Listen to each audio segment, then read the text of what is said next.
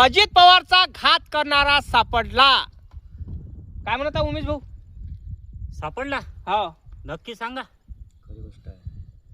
अजित पवारचा घात करणारा सापडला. आता तुम्ही म्हणत असाल कसं? हा, कोणी केला घात अजित दादाचा? आता मलाही सांगा. अजित दादाचा घातून 2 महिने सतत झाला ना हो? झाला हा, तर जेव्हा रोहित पवार बारामतीच्या पोलीस स्टेशन मध्ये जातो त्याची FIR घेत नाही.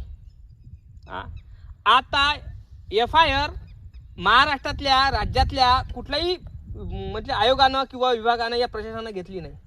कर्नाटक सरकारनं अजित दादाची तक्रार नोंदवली. खरी गोष्ट आहे. कर्नाटक सरकारने दखल घेतली. हा, जो मराठी माणूस आपल्या महाराष्ट्रात जन्माला आला त्याने 20 ते 25 वर्ष ह्या महाराष्ट्रातल्या जनतेच्या मनावर काळजावर राज्य केलं. त्याचा घात झाला की अपघात झाला हे तपास करू शकत नाही महाराष्ट्रातले महाराष्ट्र सरकार. तर विचार करायची गोष्ट आहे, किती निर्दयी झाले पाहिजे.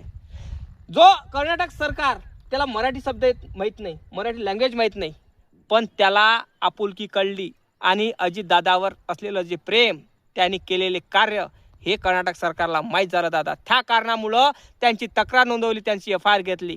आता ज्याने घात केला तो चड्डीतून नाही मुतणार, नाही रक्ताची धार लागणार त्याच्या ढुंगणातून. विचार करा. मी तर मला असं वाटून राहिलं तर त्याला झोपही लागत नसन. आ, लागत असन काय? नाही. आता अजितदादा घात करणारा सापडणार. कोण असणार अजितदादाचा घात करणारा? काय वाटते तुम्हाला? का VSR कंपनीचा मालक, या चालक, का प्रशासन, का महाराष्ट्रातल्या सरकारातले नेते? कोण असणार? अजितदादाचा घात करण्याच्या मागं कारण काय? काय गरज होती अजितदादाचा घात करण्याची? तुम्हाला काय वाटते? अजितदादाचा घात कोणी केला असेल का? कुठे गेले CCTV फुटेज? जेव्हा अजितदादा देवगिरीमधून निघतात तिथले CCTV फुटेज गायब आहे.